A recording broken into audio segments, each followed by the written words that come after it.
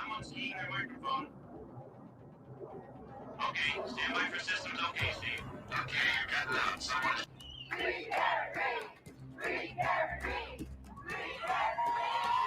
After years of unanswered questions, a break in the unsolved Gilgo Beach murders out of Long Island. Hey, no! All right, I'm done. Ah! I'm done. Ah! You're all right.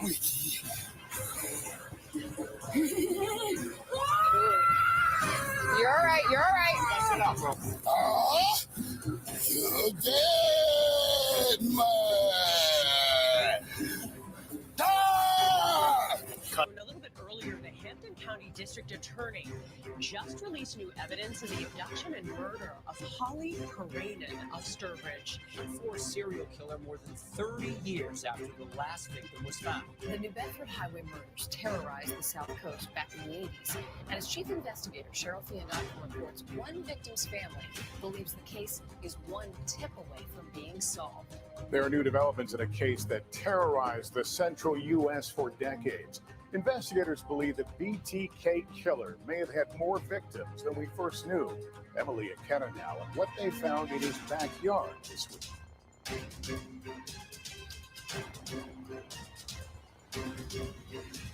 Hey! You want to get... Hey! Hey! 43! 43! Hey! Put your hands up! Put your hands up! Get on the ground! Hey, got one in the back! One in the back! I swear to God! That's it! You move your other ass up! Black pants coming down the hill! Got two on foot! Go downstairs!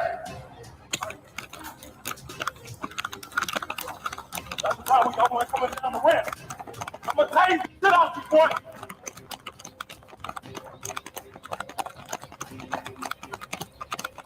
Coming down the ramp, gray sweatshirt, black pants, mask on.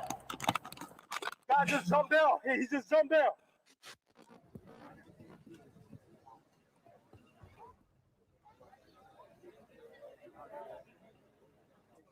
What have you been arrested for? You ever been arrested before? Danny, where's your car? Never been arrested before in L.A.? My foot was down.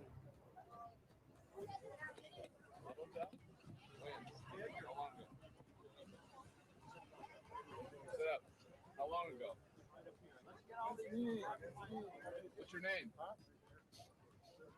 What's your name? 11.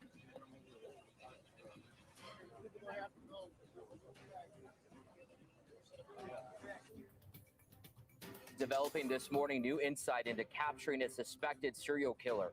The California man is believed to be behind a string of brutal murders that started back in July. Well, police say he was caught yesterday while he was hunting for another victim. Here's CBS's Bradley Blackburn. Stockton, California police say this is the suspected serial killer who has had an entire city frozen in fear. Wesley Brownlee was arrested just after 2 a.m. Saturday near his Stockton home. Tonight in Moscow, Idaho, Brian Koberger, the man charged with stabbing 4 college students to death, now indicted by a grand jury.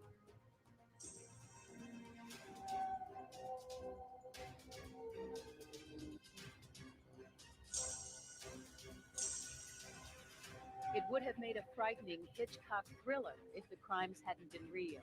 A killer was stalking Boston women, raping and strangling them.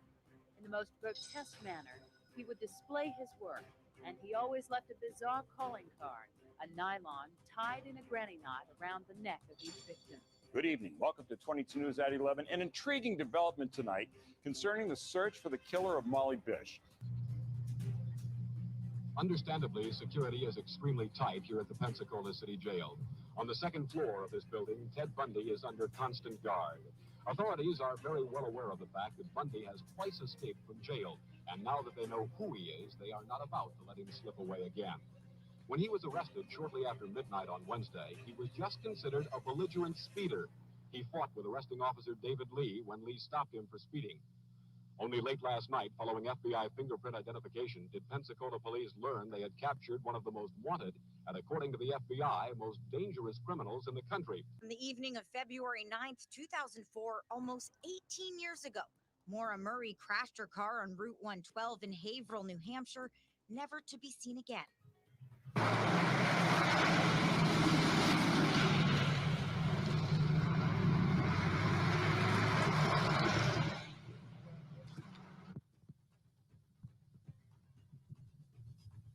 I can't. Negative. I can't say. All I can say is this man needed help. This man seemed like a man who was coming up to a storm or to a climax.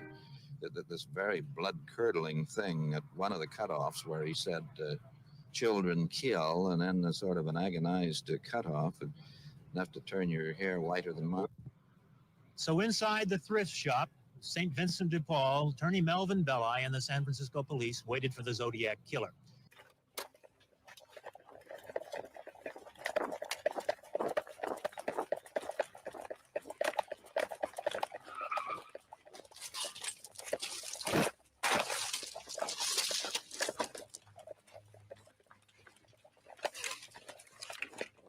It's not, Devin.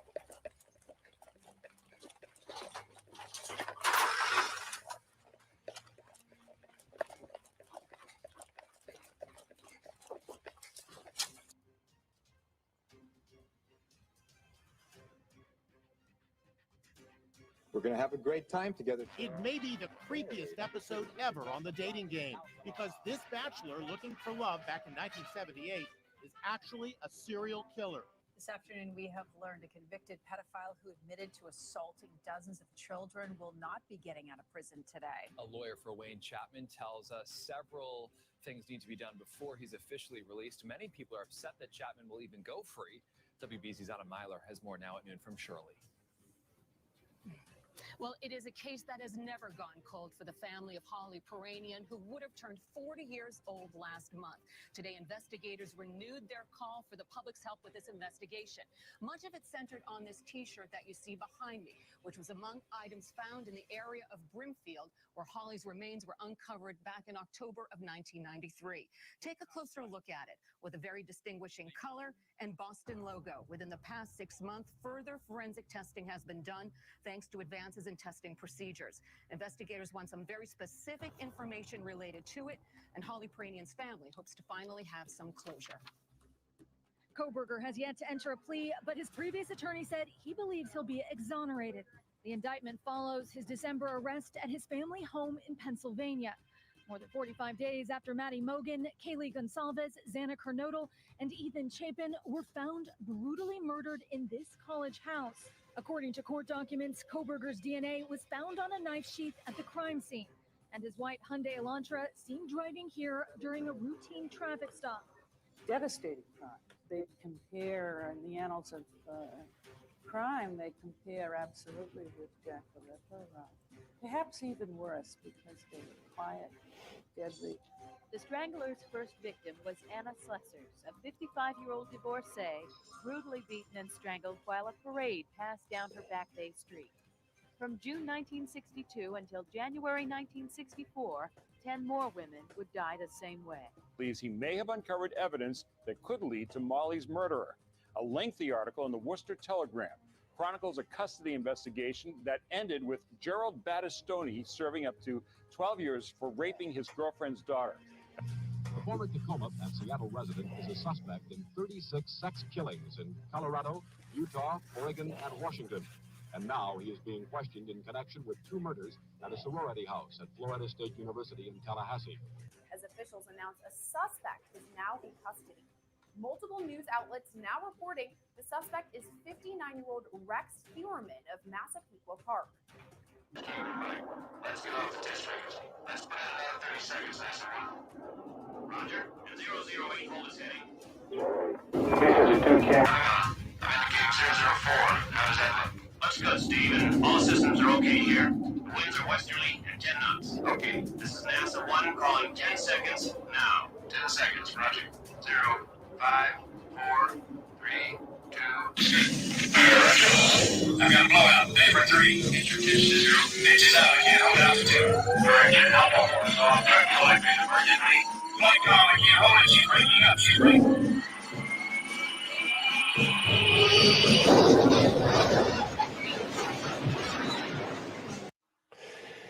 Hey guys, welcome to Yellow Cottage Tales.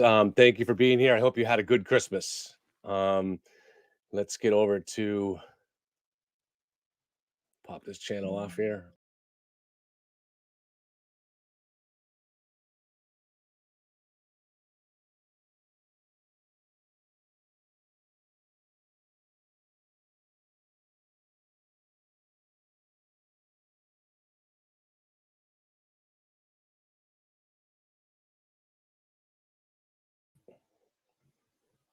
All right, hopefully I'm back here. My computer froze up for a second, so I just reopened it. Guys, thank you again for your patience as always with Yellow Cottage Tales. Sometimes technology goes wrong. Good to see you all, and Merry Christmas and Happy New Year. That's coming up. Back in the day, for me, that was a big day. I have a special guest tonight. This is Karen from True Crime and Some Wine. So let's bring her on without further ado. Hi, Karen. Let's do all the sound stuff. Oh, good. I can hear you. Oh, good. Hi, everybody. Merry Christmas. Am I too low? I feel like I'm really low on this chair. Okay. No, that looks perfect right there. Okay. Yeah. And just making sure there's no feedback or anything like that. All right. Sounds good. Any feedback, guys? Everything sound good? All right. Good. This is Karen from True Crime and Some Wine. She has a very big channel on TikTok. I've linked to it in the description, or as best I could. The TikTok link thing is a little different for me. Yeah. But you can find it from searching there, and you can message me anytime if you want to reach out to her. Her channel's way bigger than my YouTube channel, so she's very, very popular there. And I think the theme of her channel is just to kind of relax and chill and talk about crime. Yeah, I talk about all kinds of cases. I kind of got stuck on this one recently. And so I guess a lot of my last few videos have been on this, but I've done all different cases. It's just, I think I mentioned to you today, this is the first one that I got, personally attacked for. So I think it's very interesting. Yeah, and we're going to go over that too, because I want to get into, I love to, when people that are into true crime, especially if they're creators, but even just people that are really into it, I really want to kind of get at what their interests are, So what made you when did you first become interested in true crime? So it's been a long time. I think the first one that really got me going was the Casey Anthony case way back in the day.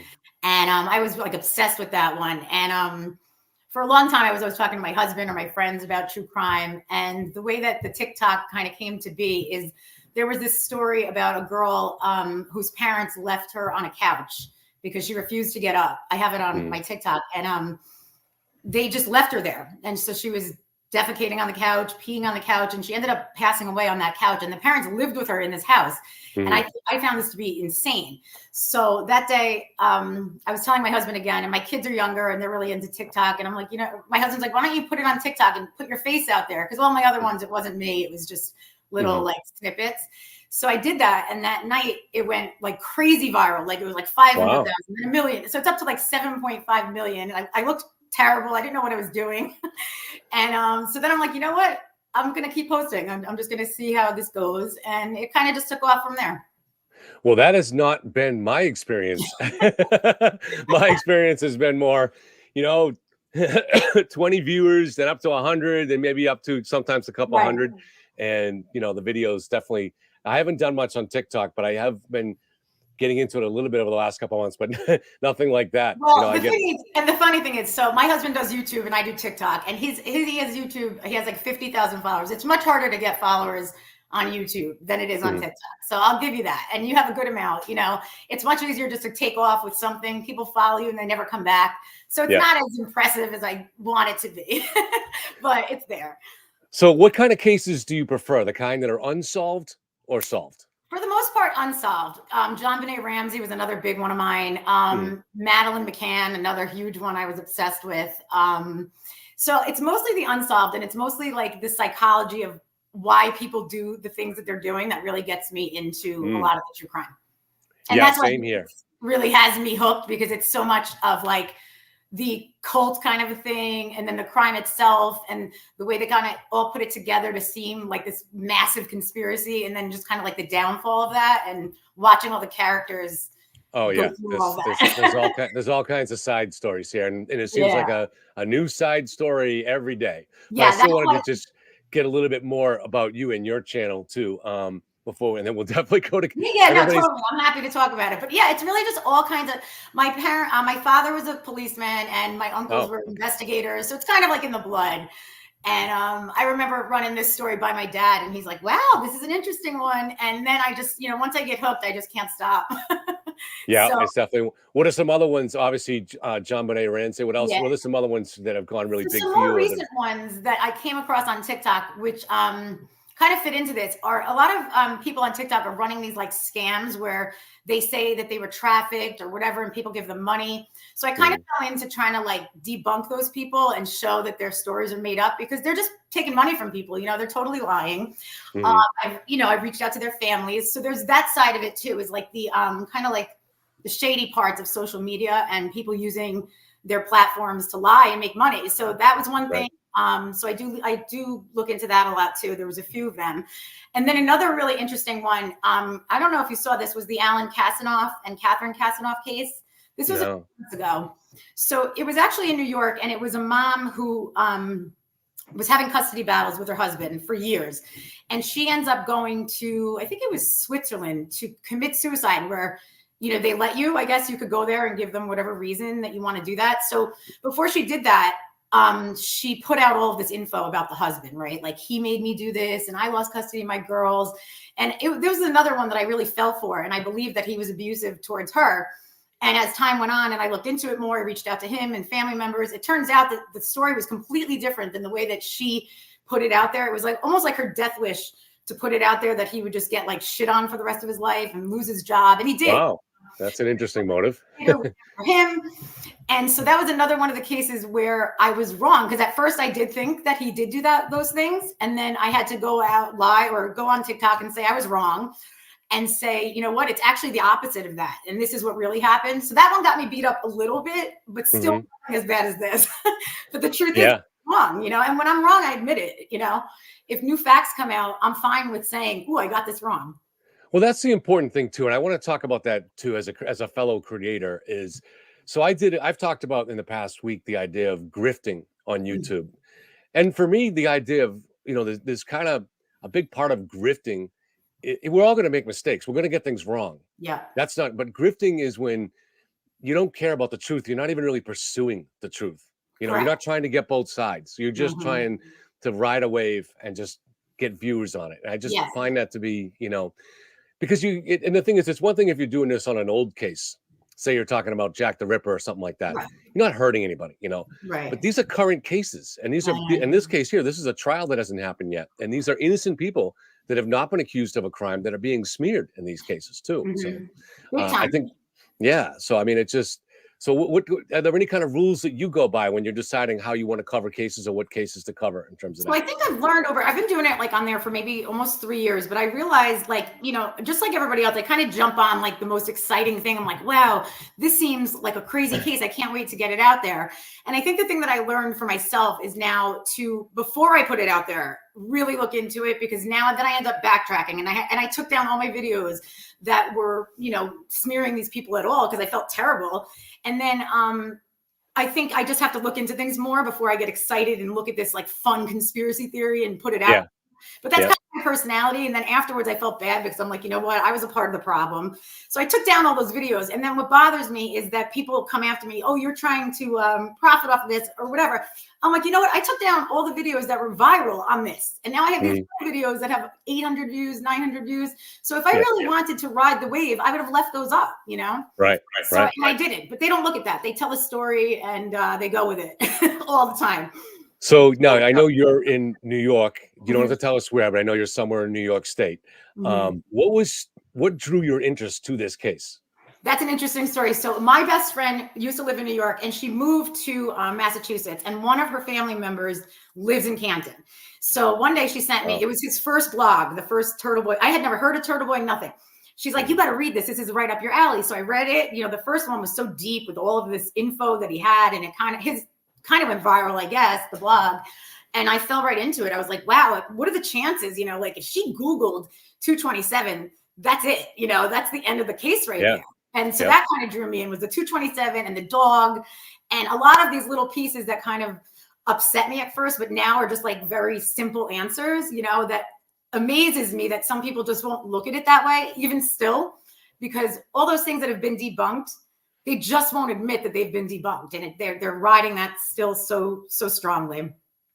So that's what got me into it. I probably would have not known if my friend didn't send me that, because it's not as big of a case as everybody thinks it is in Massachusetts, you know? Yeah, no, it's really not. And even in Massachusetts, I think the majority of people really don't know anything about it. Although some people are kind of coming on more recently because there's, you know, the Turtle Boy had his picture on the front page of the Boston Herald last week, and you know, and you're seeing more coverage in the news, so it's just making people that are curious to say, what's going on with this case? Why is everybody talking about it? You know, right? But yeah, outside of Mass, and that's the thing too, is if there is no conspiracy outside of Massachusetts, people are going to be, it's going to die. They're going to like, why is anybody even interested in this case? Right. It's just a It hit was and a run. hit and run, really. It was a hit and run. And then really the crazier side of the story to me is what happened after that. You know, what they made from all of this and went with it, knowing in my heart, knowing that she actually did it and still going with it is a whole other level of like psycho that I haven't seen in any really cases that I've looked at. You know? Yeah, absolutely. And I do think I'm not sure how much you followed this part, but the aspect of the case that has become the most intriguing to me is what potentially is going on with the feds. Yeah. There's been a lot of smoke there. Exactly what the fire is, we don't know. Right. But to me, it's really interesting. You know, that part I'm torn on that. I don't really know why. You know, no one knows. So No one knows. It's gonna be interesting to find out. Yeah, absolutely. And you know, and people from the Free Karen Reed side, I've been saying all summer the feds are going to swoop in any day and save the day and arrest all the conspirators. And of course, that hasn't happened yet. No, but you know, it's funny that a lot of them are Trump voters. Now, I voted for Trump myself. I'm a moderate.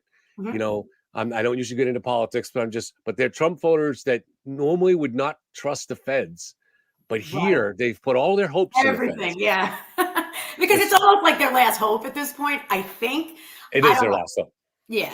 It I think absolutely they're holding on to something because, I mean, just look at what happened today. The fact that this female that was involved in the situation with Turtle Boy, I mean, she got put through it today, like victim blaming like I've never seen before. And listening to that audio and taking from it that she was abusing him, I was like, what planet am I on? I don't get it. And my understanding is so I was getting reports this morning that she was late and that was maybe going to be a no-show. I'm not going to say her name, but the victim was late. And but it comes to find out there was a reason, and one of the reasons is Aiden called the Department of Social Services on her and her children to try to delay her. I mean, it's just the tactics that this guy does, it never ends. It never ends. And but his people will never turn on him. They just believe it's all part of the conspiracy. It's all, you know, he's being framed by the state. It just never ends. They just roll it right into the conspiracy. And then I don't know about you, but like on a weekly basis, I have people messaging me with such hate. You know, you're garbage. Stupid, you're this, you're that. And I'm like, you know what? And then they wrap you into it. They're like, you and Kevin are so dumb and you guys know nothing. And I'm like, then why are you wasting your time messaging me? If you don't care and you're like, who's this guy, Kevin? I know, I haven't even met Kevin yet. Relax. But I watched you, you know, and I watched you switch over. And at first I was like, I don't know, you know, and then it took me my own little situation with Turtle Boy to make me be like, oh wow, he lied about something so little. Like, what else is he lying about? And then it kind of clicked for me. And then the one thing, I don't know about you, but when I saw the Karen video on one of the shows where she's like, you know, I saw him go to the side door and then I looked down at my phone. I'm like, well, that's convenient. And then she's like, and I also wondered, like, maybe did I hit him? Like, you either saw him go to the door or you thought you hit him. It can't be both. It can't. Yeah, her story kept conveniently changing. I'm sure, you know, I don't know if she'll testify, but I would imagine if she does, it'll change again. Yeah, I don't see how she can testify because they're going to point out all those different versions of her stories on the stand. Right. And I don't think there's any way to make sense of it, you know. No, for her, you so. can't. I mean, I don't know how you could think that you hit him and not really know. Mhm. And I also don't believe what his first original blog was like, oh, Jen was able to put it in her head that she hit him. Like, who on earth could put that in someone's head and say, oh, you hit him. Oh, so now you go and tell everybody you hit him. It just doesn't make any sense. I don't know, unless Jen's like a magician or something. How could you get her to think she did something that she didn't do, you know? Yeah, yeah. Crazy town. So you were actually following this story since relatively well. It broke as far as the public knew, as far as we knew in April. Yeah, that I first started broke. right when that first blog came out. Okay, yeah, me Before too. that, I hadn't known. I didn't even know that her lawyers had said that it was an accident or any of that when I first read that blog. But now that I look back, I've seen those things too. And so when I first started asking questions, I mean, I was asking them all summer, but obviously I was on the fence, but maybe leaning towards conspiracy in April and May or something like that. So when I started asking more questions, were you mad at me, or how did you react to that? At first, I was like, "What's he doing? You know, this is crazy." And then the more that I would listen to him, like, "Oh my god, he's making sense. You know, he's making sense." And I have all these videos, and now I don't know that I believe what I thought. So I went through kind of like that, you know, the psychology of it all. Like, "Oh God, did I make another mistake? Maybe I suck at true crime because I keep getting them wrong sometimes." You know. Well, the problem is that we had only the information from the defense side. Right. All right. It was a theory. They used Turtle Boy to get it out, but it was all from one side. And this is the thing that I really never have understood, is that every one of us, we had to know. I knew that I'm getting a one-sided story. So even though I was, you know, it was convincing enough to say maybe there's something weird that went on here. Right. But I was still kind of like, I'm only getting one side. I'm not getting the other side. Right. But I don't understand why people don't have a more natural sense of I skepticism know. in this. And you know what? I didn't either at first. I was like, "Oh, this must just be the story." I didn't even think that. I never put it together that the defense was like feeding it to him, which is what I believe now. And then I realized, like, wait a minute, the Commonwealth, and this pisses them off. Like, the Commonwealth doesn't have to tell us anything at this point. They could wait till trial, you know, and they don't like that part of it either. So that always causes issues in the social media world, that the Commonwealth has this information that they're not giving, you know, and they don't like that, but that's the way it goes. So because they don't care what the public thinks, they just want to win the trial. That's right. They don't care. And then, like, in the beginning, I used to think, wow, Lally is so relaxed, you know. And then I'm like, he just knows that his moment is coming way later. Like, this is not his time. It's going to come out at the trial. And that's why I do think it's actually worth following these cases. Not just in the chance there are going to be times when you have to bring justice where there's misjustice or the system is corrupt, but also because we do learn a lot about the trial system and how things are done and why. So, for instance, I do remember back in January when I had already done a video on the gap, the notorious gap in the library video, and then I was really on the edge of my seat watching that June hearing when Alan Jackson made a big deal about the gap, and then it goes over to Lally, and I'm saying, all right, what's he going to say here, you know? And he just goes, well, you know, they got the same video we did. Exactly. And not understanding things and my own ignorance, I was like, that's frustrating. Why can't you make that? Why can't you?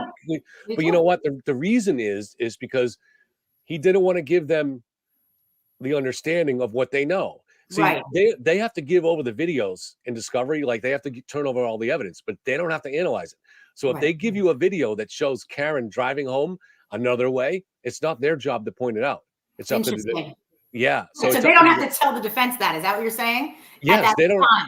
Yeah, they don't have to say, well, you know, there's no gap in the library video because she didn't go home that way. They don't have to say that. They leave it up to the defense to look at the same video. So he just says, well, you guys got the same video we do. So do and that answer annoyed me too. I'm like, why wouldn't you just say it then? But he doesn't have to. So it's like, now that we've put that together, I just did a video on that actually about the library footage and how it's not missing. And that one got me, that brought in all the crazies also, because they were like, well, why wouldn't they say that? You know?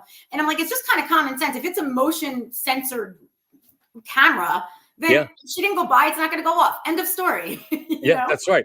And we tend not to think it'd be, now, of course, I'm much older than you, and we tend not to, sometimes we get an image in our head. So I get the image like there's a gap, and I'm thinking like the Nixon White House tapes, like, oh, there's a missing 2 minutes here, you know? But then you realize eventually at some point that it's motion triggered, and you're like, no, it doesn't work that way anymore. And how would the person, I guess they blame everything on Proctor, but how exactly would he get all on this night? He would be able to get the taillights, break them up, go to the library, remove the footage, go here, go there, all in one night, you know? And they're like, it's always Proctor. Yeah, I know. Cops are not that clever. No, I mean, who could do all of that in one Yeah. night? I mean, come on. Yeah, So, they're but they pretty always much. want to talk to. I mean, it's not that cops aren't smart. I've known a lot of cops. I Of think course it's they just, are, but that's a lot to do. they're very trained, and they're just they go through their procedural point, Right. step by step, and that's just what they're trained to follow the steps. They're not out there like Columbo trying to That's what I mean. trying to figure out, follow these clues and stuff Right. like that. He's going to break into the library, steal the tape, bring it back. I mean, it just doesn't make any sense at all, And then another big thing that I'm always stuck on, and people don't believe me, is like her car, like the EDR box registered her hitting something at 24 miles per hour. So now, you know what they said to me? The good answer that they got for that is that because there's no timestamp, they think that Proctor took the car at some point during the night and he reversed it into something to make it look like Karen did. Wow. This Proctor is like the most evil he's like genius of all Inspector time. Gadget or something. Is that the guy who used to be able to do everything? Yeah. That's what he did. He just ran. He went and did he went in the snow and just started backing up into things randomly at 24 miles. They have an answer for everything. When we found out in always do. September that the testing on John's clothing showed evidence of microscopic, which means invisible tail-like glass. Right. Turtle Boy tried to avoid telling you about it, but then I said on my show he's not going to tell you, and he didn't. Right. And then but somebody at the end of the show asked, and now we had to answer it, and he's like, "Well, Trooper Proctor sprinkled it on the." Well, of course he did, obviously, And then in order to get the microscopic pieces, he would have had to take the pieces he had and really crush them up. So did he run them over? Did he run them over with Karen's car when he was going 24? I don't know. And it's not that it's impossible. Like if a cop may know they're going to look for that stuff in the clothing, it's not. Right. But every single aspect of the case is like that, where Right, we all have to fit. I mean, that's one little thing of a multitude of things that would need to be explained in that night. Yeah, I mean, and this is the thing that bothers me is that just people don't ask basic, simple questions. Right. There's no sense of skepticism. So, we learned a month ago that Celebrite. Actually, I learned before that, but I reported that here. But Celebrite was going to be testifying for the prosecution, and amazingly, somehow they've convinced themselves that the testimony is going to help the defense. Oh, I saw that. So you think that so I was seeing that before. Now the guy who's the senior expert for Celebrate, who he put out a blog post that didn't mention this case, but it was clearly had this case in mind, and he was talking about the timestamps for how long to die in the cold. Okay. And when you go and it's now this part of it is mumbo jumbo technical stuff that is unreadable. When you just read really the first half the page and the last half the page, there's no sane person that could read that and say that that's going to help the defense. Right. I mean, but yet they all think this. Of course. And I'm just thinking, I don't understand what level of denial your brain is going on. That you literally can look at a blue sky and your brain tells you it's red. The denial here for these people is so ridiculous. Me too. And then when they get to the point where their argument is ridiculous, then they just insult you, or they talk shit about you in the groups, whatever they can, or they blame it on Kate.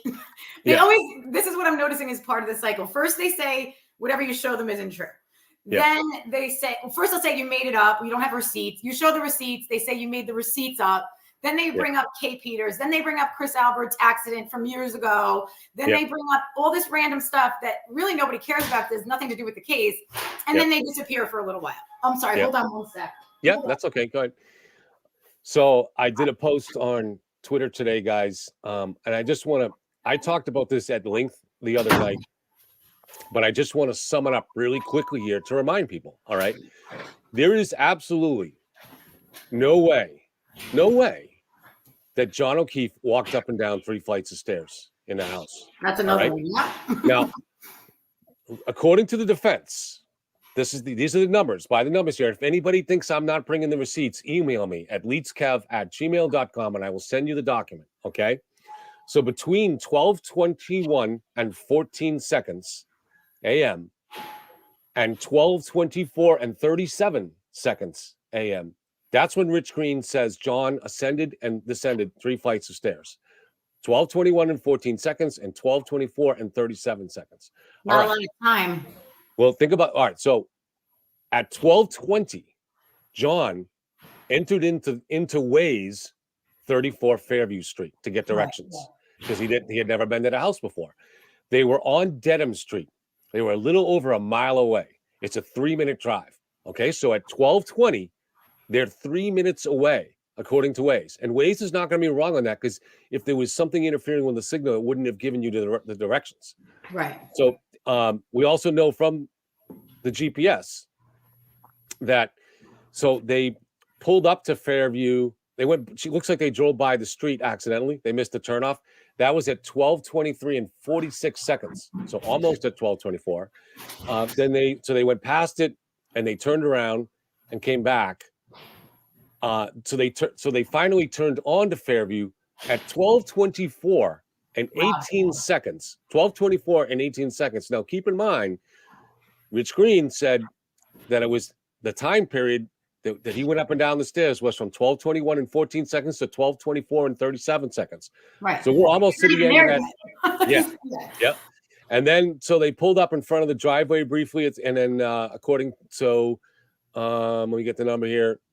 All right. So they finally pulled up in front of at the edge of the property, the flagpole and the fire hydrant at 12:24 and 40 seconds.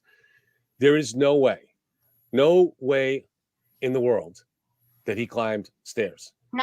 Oh, and you know what? Rich Green is not, I don't even think Rich Green's going to testify myself, but Rich Green is not going to get up there and say that. He's going to say, I found the health app, according to the health app, there was a change in elevation in that time period. Right. That was the equivalent of going up and down 3 flights of stairs. So they're driving along slightly small hills. It's not really complicated. And that was one that I was stuck on too, because I didn't realize that my phone would register it that way either. You know, until I started looking into this, I never really looked at that on my phone, like while I'm driving or whatever. But again, that was another thing I was wrong about. And it does show elevation, right? So that's obviously how it happened. If he was in the car, you know, you can't fight it, but they do fight it. They do fight it. Yeah. Yeah. According to the state, they were a mile away when John and was let's going think up about and down this. the Let's say that he was in the house doing all of this, right, in that little time frame. He also got beat up. He got brought outside. I mean, how quickly would it all have had to go down if it happened the way that they're saying that it would have happened, right? For him to stop moving by, what was the final time that he stopped moving? 12:25? Yeah, so yep, I have that too. So the final time that he stopped moving was 12. Well, the final plot. I mean, there's different data. So the final point plotted was that, according to the GPS, was 12:25 and 36 seconds. But according to the health app, and I do think it's accurate on the times, is that the last time he moved was 12:32. So I believe that what we're going to find happen was they pulled up there. Nagel pulled up behind him, and it took a few minutes for Julie Nagel to come out of the house and tell her brother that she was going to stay. Okay, and then the truck that Nagel was in pulled away, and when they drove by, they saw one person in the car. Now they're not looking. They're not really inspecting the car. It's just what he remembers seeing. One of the reasons he remembers it was because the interior light was on. So that was probably the moment that John was getting out of the car. He may have been standing there talking to her with the door open, you know, and it couldn't be seen. And then so within a couple of minutes after that, however the sequence happened, he was on the road when Karen pulled forward and then put it in reverse and came back and hit him. Right. And so that's what happened. This isn't really that mysterious a case. And then I mean, this is just my opinion, but it would seem to me that when he got hit, that I feel maybe he crawled to the spot that he did end up in. So that might justify the extra movement between the hit and the final resting place. Because he wasn't, and I think also when you look at it, I don't think he was in a spot that would be seen unless he were looking in that spot for that, right? So he made it in a darker area, right? By the mulch, whatever the case may be. Because everyone's like, well, how could nobody see him? Well, the thing is, nobody was looking for him. So I could drive by someone's house and not be looking for a body, and there could be a body there, right? I mean, it's not impossible. I'll see if I can find that picture for you, because I think really anybody looking at this picture of the yard at that spot, it's almost dark. I have it under somewhere. It's so if he's 12 feet back, he's behind the fire hydrant. There's an electrical outlet there that's lifted up from the ground, right? And then behind him and over him are trees. Yeah. So and he's lying on the mulch there. So I think can't it could quite easily see it. be missed unless you were specifically looking for Yeah, somebody. yeah, You know? and it happens to be a really dark area of the property too.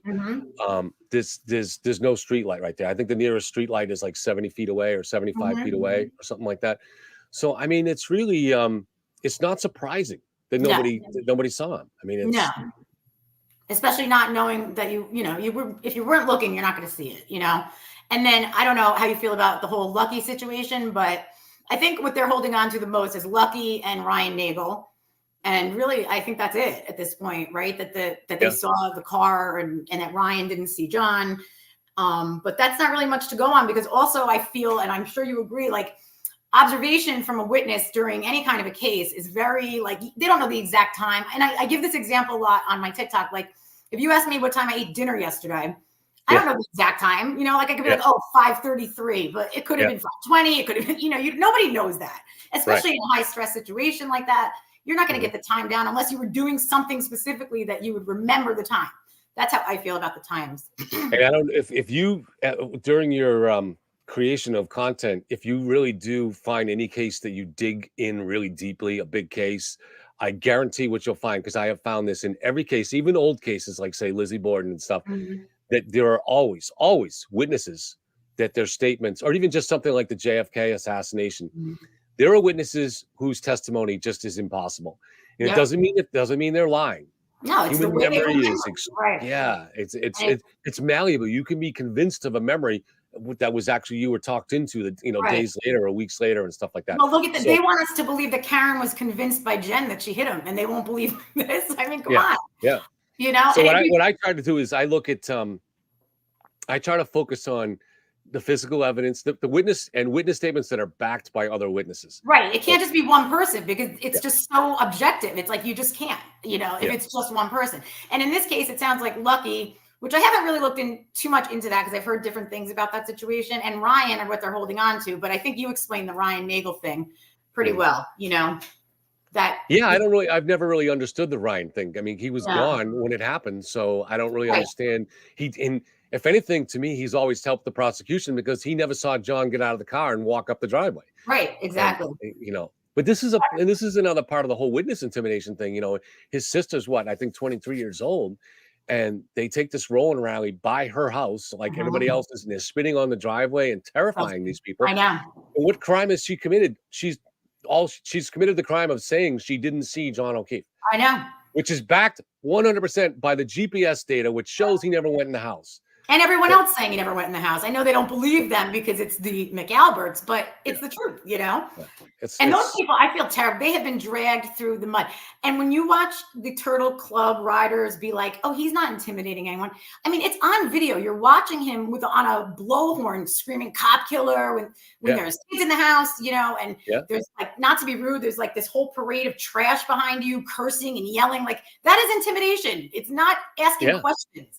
It's just not, And their purpose was stated out on every show when he would say, I'm going to hound you to the ends of the earth and to the ends of your days and make your life miserable. Right, until you say what I want you to say, which is exactly what he's trying to do. And these people didn't do it, so they're never going to say it. So he just wouldn't let up, Yep. And I don't really understand. I understand how people spend a lot of time watching someone and they develop maybe feelings or something like that. But it's like having that person in your life that's like that, and they do things that are really bad. And at some point you say, you know what? I got to be honest with myself about what this person is, They're toxic, or they're this, or whatever. Yeah. I mean, he played that audio. Have you listened to the audio from today's, one from today? Yeah. Yeah. I mean, to play that audio and think, I know. Yeah. Let's just, so rather than I talk, why don't you just give me your reaction to it? I'd rather hear your so I heard it.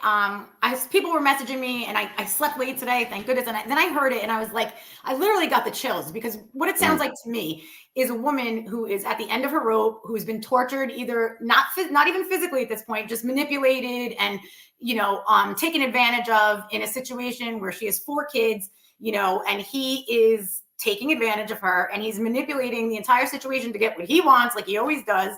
And he did this cool, calm act because he knows he's recording. I don't know if she knows.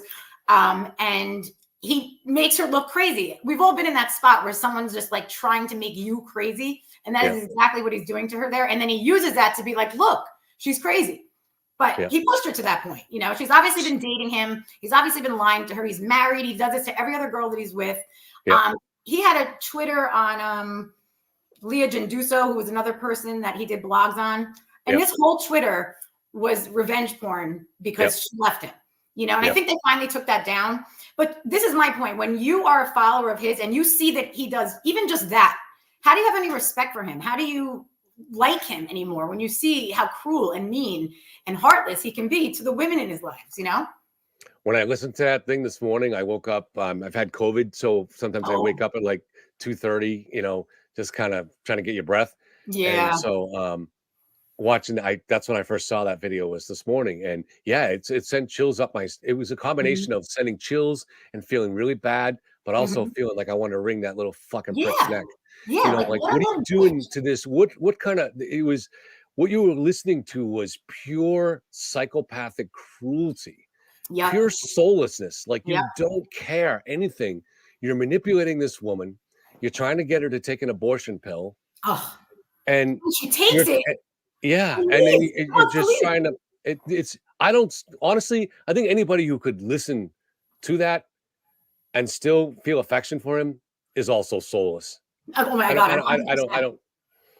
I know that's a hard thing to say, but I mean, if you listen to that tape and listen to what he's doing to that woman, and knowing that this is just one of many women that he does this stuff to, and you could hear her talking about the sextortion. This has been.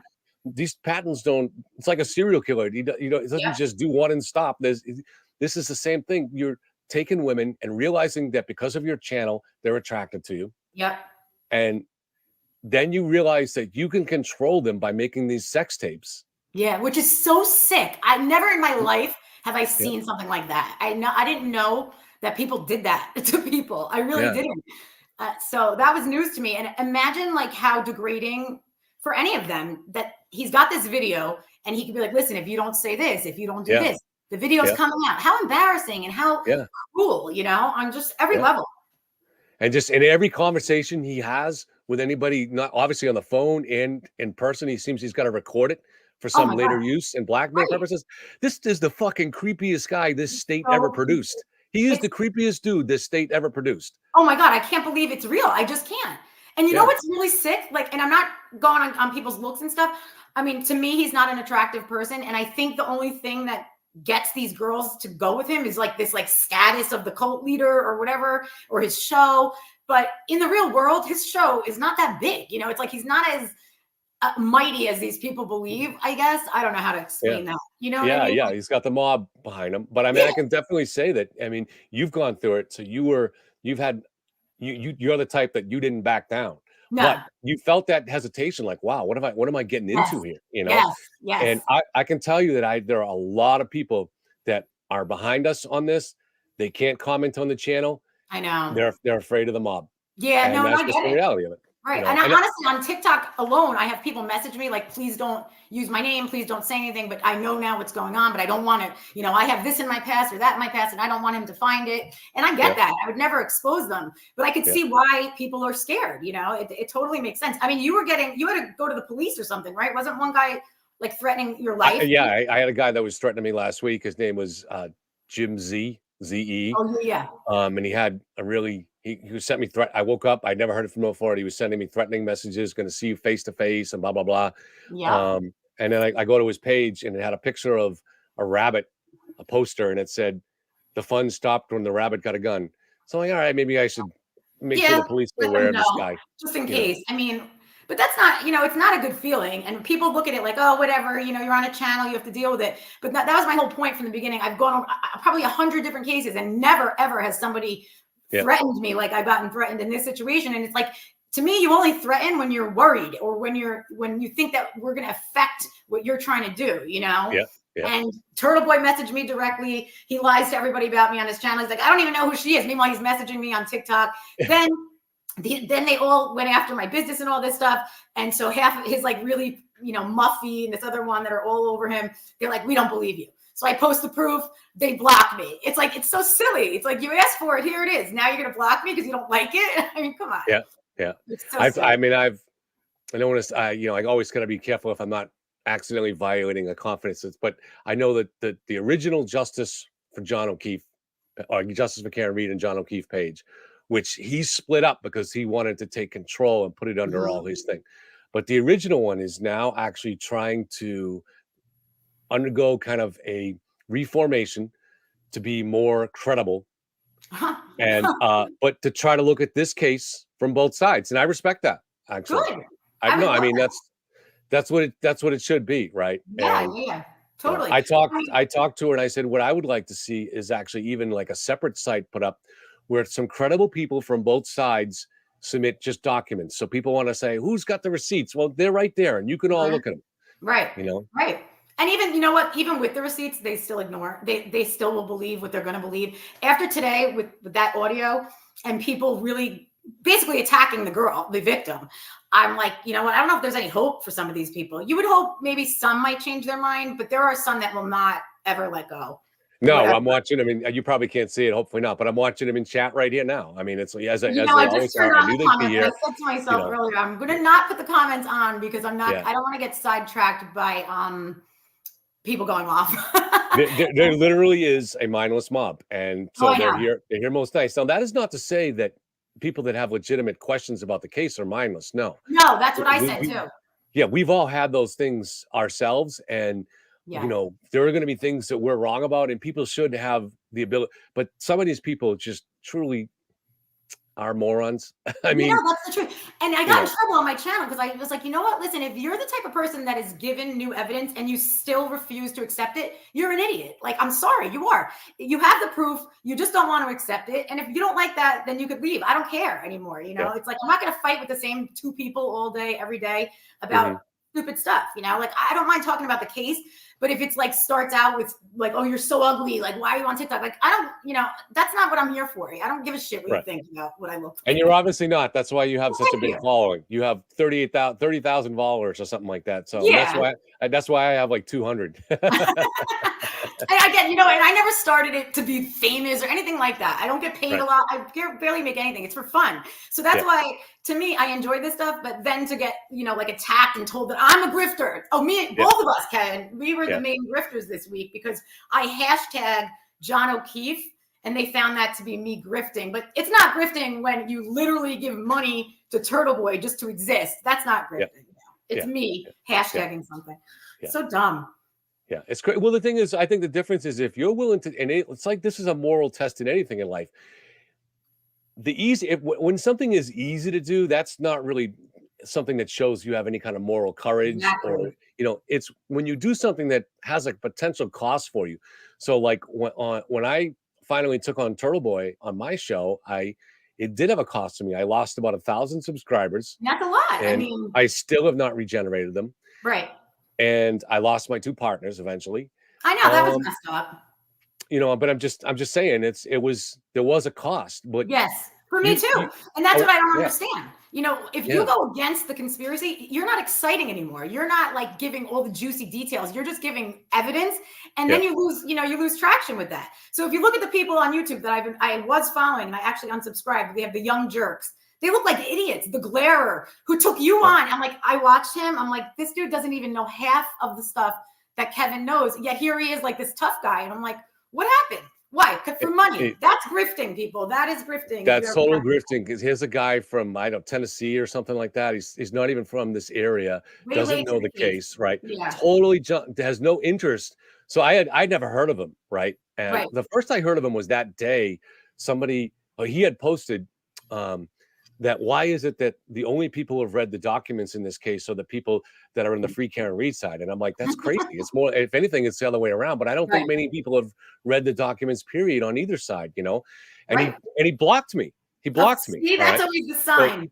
now, the only reason I know he blocked me was because then just coincidentally, later that night, I get a message that this guy, the Glairer, I didn't even know, but he had a YouTube channel and he's doing a reaction video on one of your videos.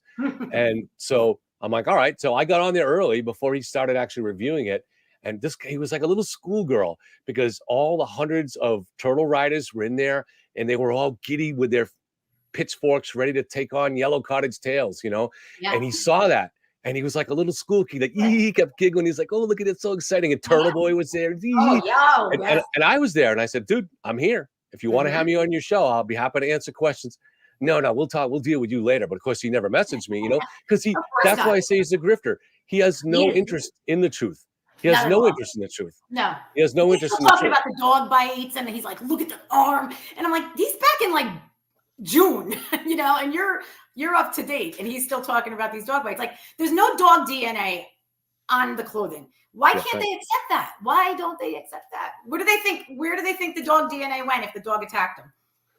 The conspiracy is just too juicy to let go, and people just get something in their mind. And I'm sure you've heard the real story about where the dog is at this point, right? Yeah.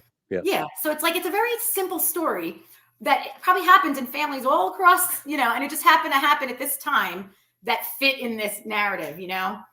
Same with the selling of the house. It's just, you know, the way that he put it together, I'll give it to him, or the defense. I mean, this is what they get paid to do, right? Yeah. And the way they kind of connected it, I give them credit for that. But when you start to dissect it, it doesn't work. And that's the other part. The other disturbing part of this whole phenomenon here is this one thing. There's a big difference between sticking up for someone that you think has suffered injustice, right? Or where the system is corrupt or something like that. But when you watch the way many of the people in this crowd, they were absolutely thrilling, like sixth graders on the schoolyard watching the weak kid get bullied. Yes. They were thrilling at other people's misery. They were loving the attacks on Chris Albert. Oh my God. They were loving this. They wanted his blood. You know, Chris Albert wasn't even in the house. I know. Isn't that funny? And he was a good friend of John's too. He was a good friend of John's. He's the one that invited him there that night. Right. I know. So, I mean, they wanted blood. And they revel in other people's misery. People kept putting these videos of Jen, because Turtle Boy calls her horseface, and I know. He should drop. All those women turtle riders have no problem with that. You're calling a woman horseface, and she's not even accused of any crime, and you're attacking her looks. But they have no problem with that. You know, no, they have no problem with that. And they also, when his thing way back in the beginning was that the reason that they pinned it on Karen is because she was so classy and smart and pretty, and she's not like the rest of them. So he's basically putting them down, saying she's better than you. So they're pinning it on her, and they're like, it's insanity. It's insanity. When you take that much joy in other people's misery, they are bullies. There's something wrong with you. And even the Facebook groups, I'm sure you've seen that, you know, they'll do a post about me and it's like 100 comments of, oh my God, like ripping me apart, ripping you apart. There's another girl on TikTok who's great. Note my objection. She's like a lawyer. You'll probably see her at some point, but she gives the facts. She gets her own post. They rip her apart. You know, Turtle Boy rips her apart. It's the same cycle over and over and over again. And it somehow makes them, it is like a cult group bully mentality. It makes them feel good that they're all attacking the same person. You know, this, that. They all pat each other on the back like it's totally normal behavior. Yeah, like I said, it's just, and that's what the grifter did that night too. You know, like he got all giddy, and I was there, and he's like, I can't reply to it, and he's firing shots at me like, oh, hold on, Yellow Cottage. You know, but that's the thing is, see, I'm a little, you know, I don't know, I'm different. I see a crowd picking on someone. I go stand with this person that's being picked on. Oh my God, me too. And I can't make my kids do that because you're not going to be an asshole. But the grifter goes and stands with the bullies and hides in the back throwing snowballs. Yep. And Turtle Boy would be right there with him because he's so short and he needs the protection. You know, it's like he would never say the things that he says to people to their face. I don't believe. I don't know. The things he says on his show. I think it would be really hard for him to go up to grown men and say the things that he says. Well, he did do a lot of that in Canton when because he was almost daring them to take a shot at him because he had a cameraman with him. Right. Well, then it's worth it. But I mean, let's remember that the first time he got arrested, he was basically crying and the cops were basically patting him on his back, feeding him Xanax. He wasn't Mr. Tough Guy until after, when he was back home, and he's like, you know, tough guys with guns, blah, blah, blah. But he didn't talk that much shit when they were there. I'm just saying, you know? Yeah.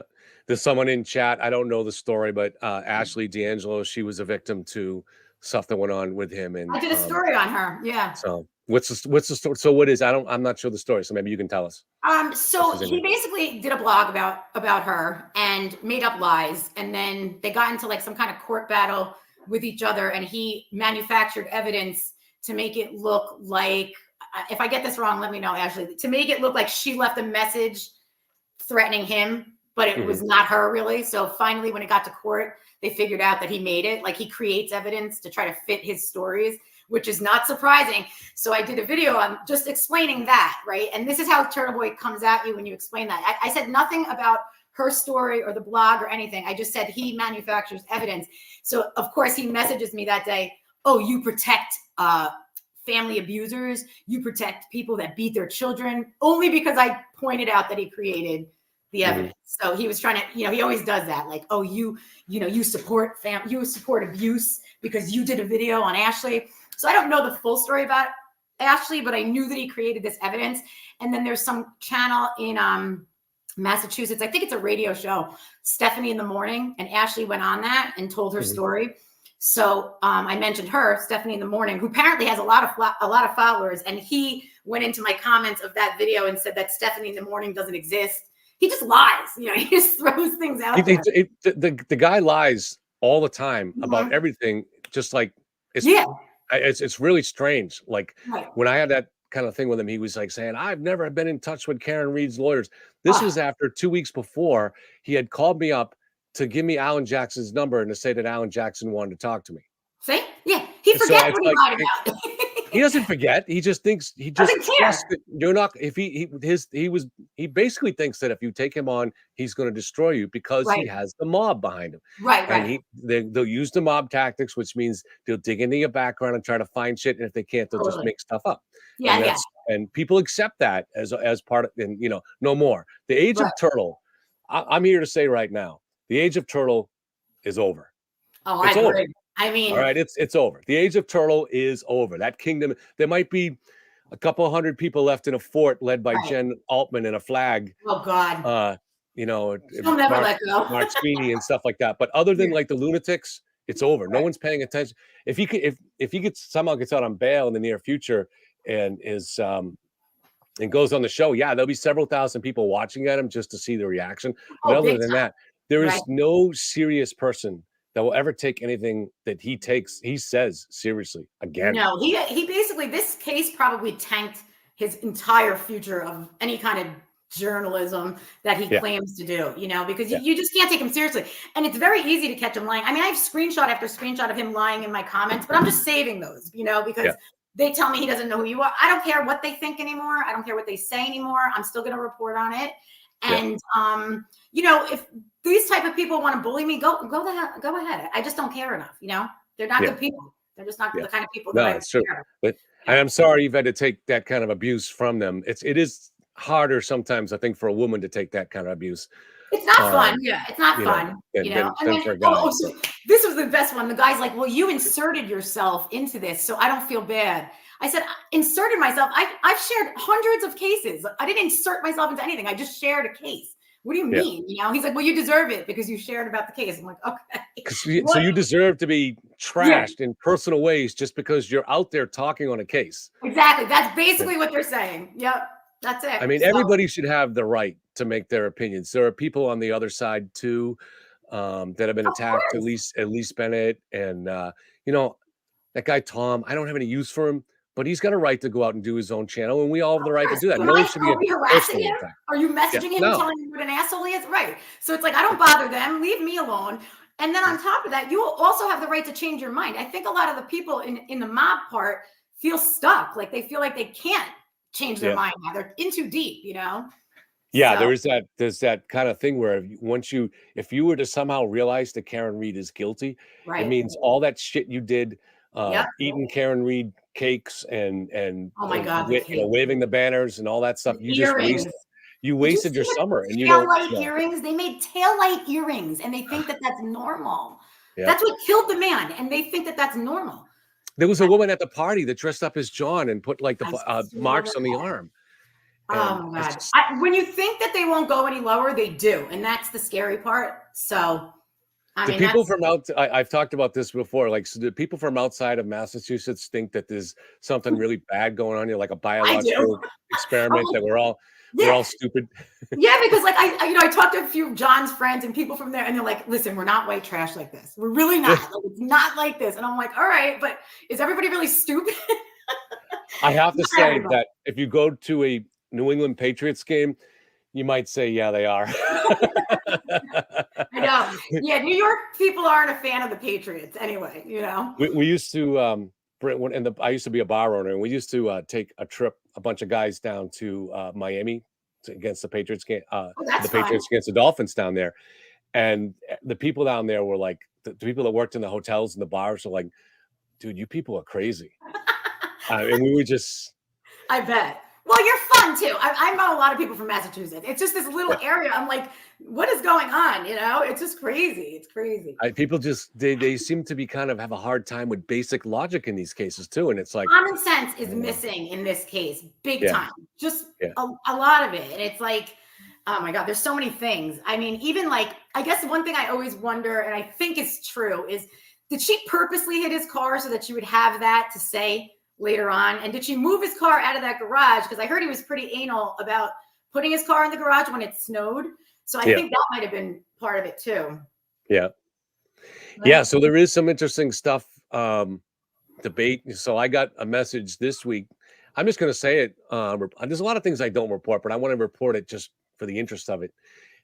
This was someone that I did. There was not a source for me in the past. So Mhm. they reached out to give me that there was some kind of new information about the ring system being turned off in the house. And they gave me the specific times, and I believe that I they heard were, that too. and I believe that they were sincere. Yeah. But I couldn't really report it because I didn't really, I couldn't prove it in any other way. Right. I didn't have any other sources on it. And there were a couple of other things in the information that he said that I knew were not true. Like he said that the video of Karen getting home that night were not deleted. Now, I know that they were. You go back and look at the and then if you go back and look at the prosecution document, it says they're missing. Right. So implying that they're deleted. So, but they're definitely, he was basically saying, oh no, they have that, but they don't. So you have to kind of Right, so you're weed not through. sure. I know. Yeah. You got to weed And they through all don't, this. I always feel weird about saying things without having like the actual evidence to show everybody in the videos because they question me so much. But if you actually look at the other side, like what did they show us that is proof that, she's innocent? It's just all speculation. There's no proof on their side either, but they demand proof anytime I say anything that doesn't fit what they believe. You know what I'm saying? Sure. Well, we can go over that. So they have to obviously just establish a reasonable third party culprit alternative theory, right? Yeah. And so you have 227, which there's no point going over the length here, but that's done. Okay, they are not going to bring that up in trial because there is no way that they're going to try to. You're going to have the senior expert from Celebrite and Jessica Hyde, another independent expert. They're going to testify that those searches that search did not happen at 227.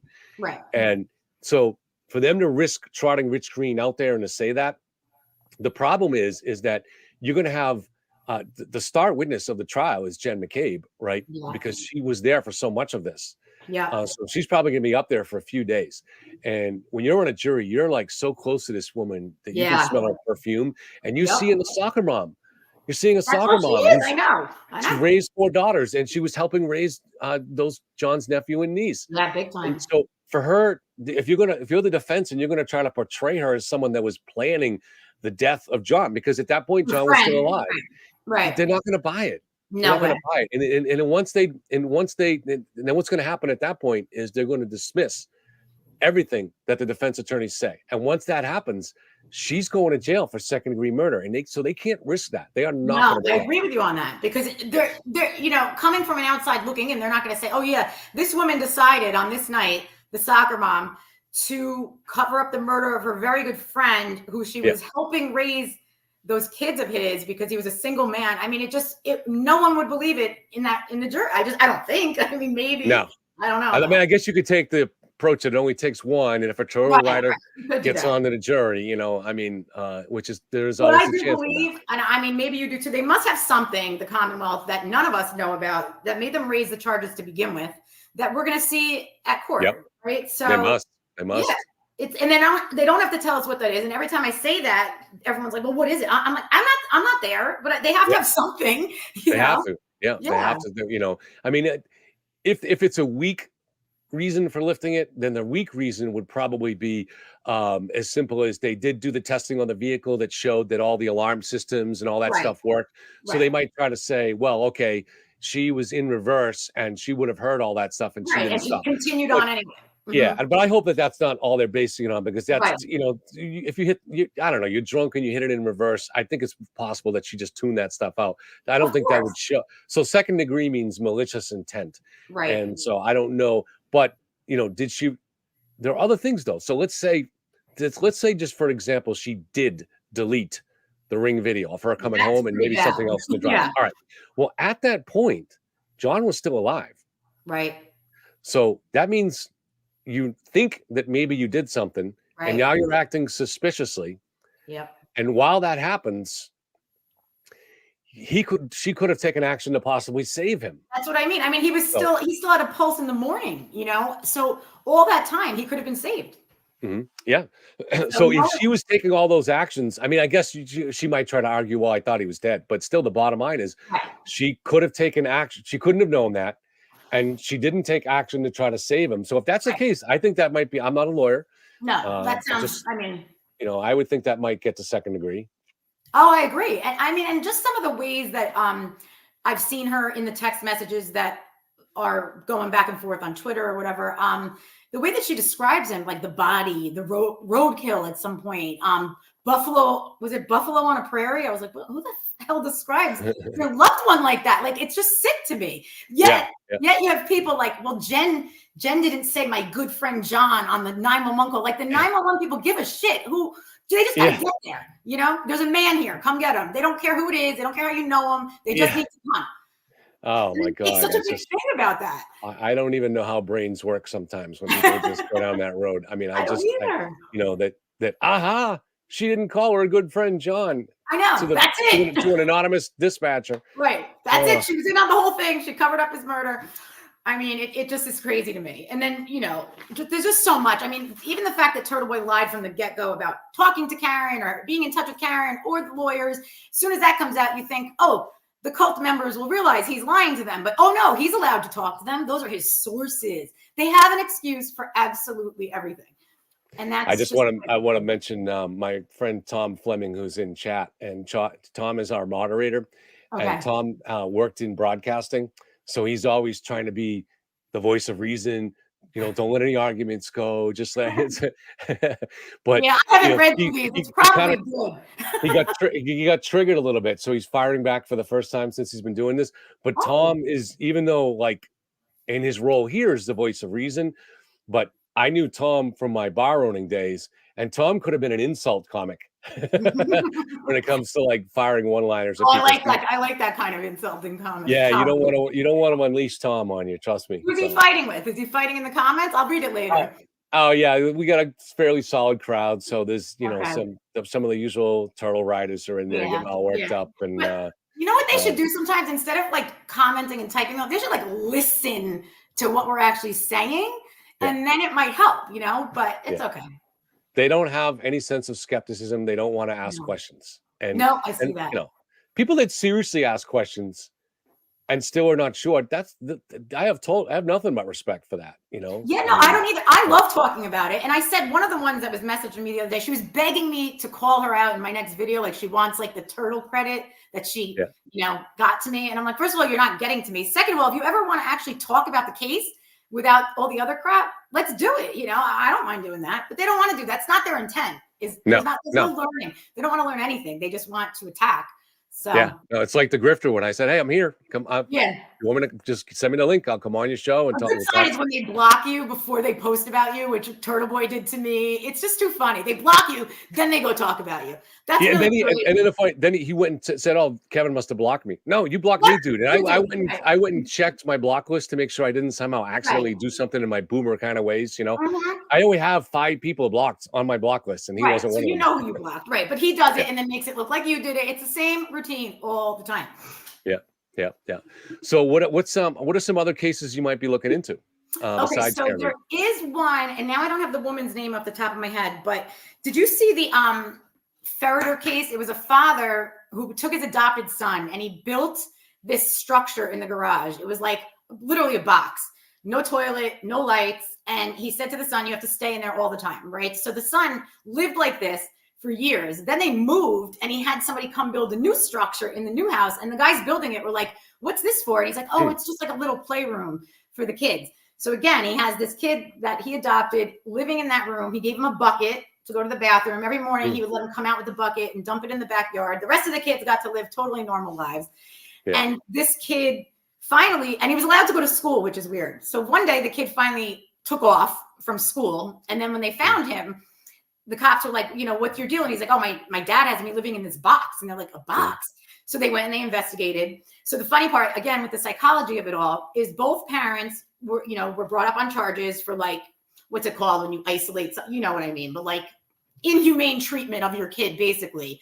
Yeah. And they went to trial and they went in so confidently, like they did nothing wrong. Like, well, he was a bad kid.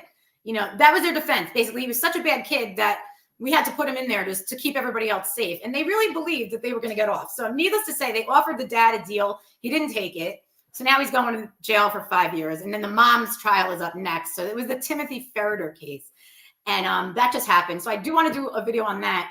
And then after that, there was another one that came out very similar where the kid was like locked away and treated like crap. And the only thing the mom would let him eat was bread soaked in hot sauce, like the hottest hot sauce you can find. That was all the kid was allowed to eat. He had to take ice cold baths 3 times a day. Really tortured this kid.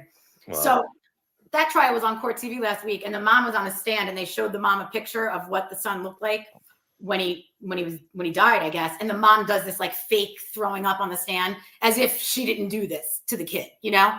So she's like, I can't view it, but she's the one that did it. So again, it's just crazy. It doesn't make sense how people think or feel that what they're doing is okay. So those 2 are on my agenda next.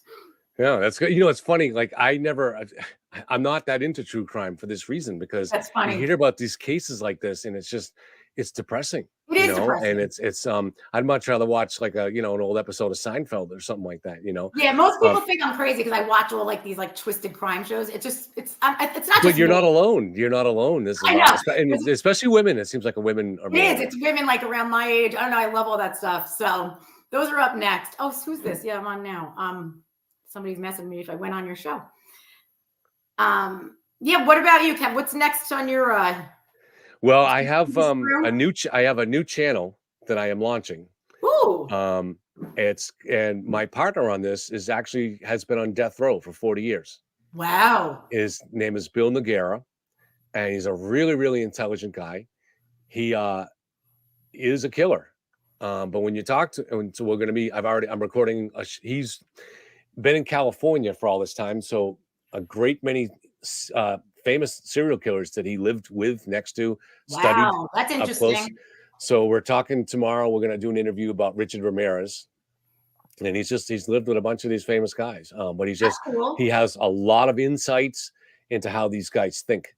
Right, that's the interesting part there. Yeah. Yeah. So you're starting a separate channel, or you're going to do it on your channel?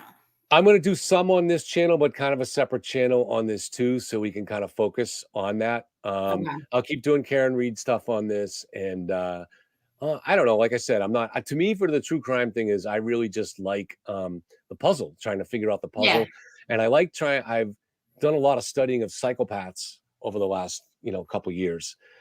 Just that different mind that's so close to our own that it tells you something about your own, but so alien. Yeah, totally.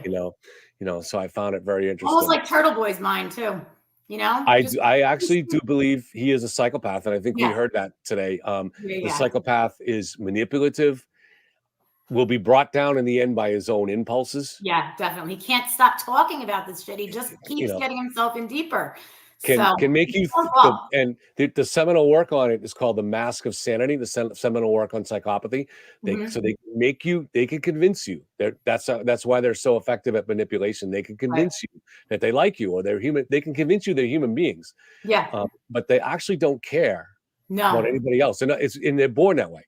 It's 2% of the human population is a born psychopath. Wow. And they are incapable of empathy. Now they don't, some of them become your doctor. I know. It's kind of scary, really. Right. But it can be an advantage if you're a surgeon and you don't really care. Right. Because then you could just get through it, whatever happens, and move on. You don't have any kind of feelings about what happened. And I mean, I think he makes that pretty clear. I mean, where's his family? No family's coming to court for him at this point. You know, like siblings, mom, dad. It's pretty interesting that the only people he has is this cult. You know, but what are you gonna do?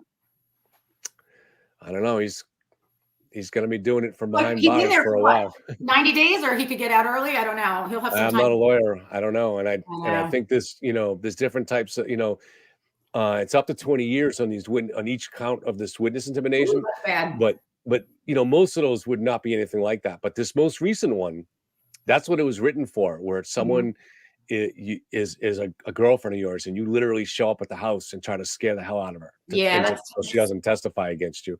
Right. That's why the statute was given 20 years as a maximum for exactly for something like that. And So, what's he going to say? He was just asking her questions, you know. yeah. I mean, and it even, it may be difficult to prove the assault and battery aspect, right? Because it's his word against hers. Right. But the witness intimidation, there's enough on that audio there. Yeah. To show because they talk about the notes, you know. So he showed up there and he took her phone and went through the phone. He knew enough not to delete anything. Yeah, so that's but he sat there and wrote pages of notes, so he knew who she was communicating with and what the communications were. But then whatever happened, the stuff with the pill, and at some point they had sex and all these, she took the notes and stuffed them down her shirt. That's what I heard. And then that's when he threw her onto the couch, right? That's when he threw her onto the couch. Now, they may not be able to prove the throwing her onto the couch part, but you're definitely going to be able, I would think you'd have no problem showing the witness intimidation. And then just to continue that by calling the Department of Health and Services today. Right, trying to delay it. Childhood Services, So, I mean, it's just, it's crazy. I don't, It really is. Karen, thank you very much for being here. You're welcome back anytime. And if I can figure out how to go on your channel, I'm happy to go on. I might be too old let's for definitely do that. I'll look into it too, because I think you probably have enough. I just gotta figure out how to get it over there, because I don't really go live that much. But let's definitely do it again. And any updates, I'll be happy to come back here too. It might be an age limit on TikTok. They say, okay, nobody over 50. I don't think so. There's a lot of crazy things happening on TikTok too. It's a crazy world we're in these days, especially with social media. But keep up the good work, Kevin. Don't let them get you down. All right, thank you, and guys, thank you for being here. And you had fun in chat, so that was good. I like to watch the glad they had fun. There you go. Have a good night. A lot of mostly good people there, though. Oh, good. I'm glad. I'm really glad.